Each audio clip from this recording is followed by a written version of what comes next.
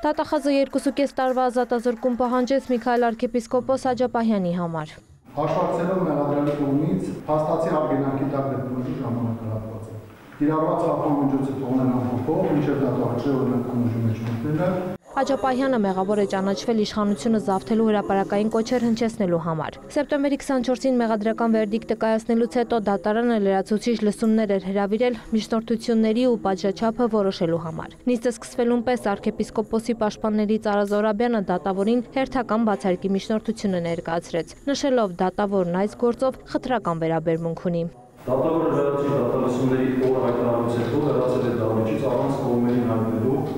ու նրանք իրավունք ունեն մինչև հաջորդ դատական նիստը դատան ներկայացնելու միջնորդություններ։ Գտնում եմ, որ դատավոր Արմեն Մելիքսեցյանը պետք է ազատվի այս իրական վարակին մասնակցելուց։ Պաշտպանի միջնորդության դեմ առարկեց հանրային մեղադրողը այն անհիմն որակելով։ Դատարանը լսելով կողմերին որոշեց մերժել իրեն բացառք հայտնելու միջնորդությունը, հայտարարելով, որ վերդիկտից հետո կողմերին միջնորդություն ներկայացնելու մասին չտեղեկացնելը բավարար հիմք չի արձանագրելու համար, թե դատավորը օբյեկտիվ չէ։ Ինչից հետո մեղադրողը ներկայացրեց պատժաչափի վերաբերյալ միջնորդությունը, անդրադառնալով 2,5 տարվա պատժաչափին, պաշտպանները նշեցին, arczepiskopos-ը որևէ հանցագործություն չի կատարել, նա անմեղ է։ Ասացին Աջապահյանը պետք է արդարացվեր, իսկ եթե ոչ, ապա նվազագույն պատիժ պետք է նշանակվի։ Իհարկե դատարանը արդեն մեղադրական վերդիկտ է կայացրել, որ այս տեսակետից իր որոշումը հայտնելը, որը մեզ համար սկզբանը պարզ էր, եւ մեզ համար պարզ էր նաեւ, որ մեղադրողը ազատազրկում է պահանջելու 2 տարի 6 ամիս, դատարանը հետո երևի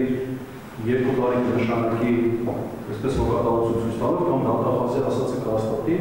դա կանխատեսել է դատարան դատարան։ Մենք այս դատարանում ցավոք արդարադատության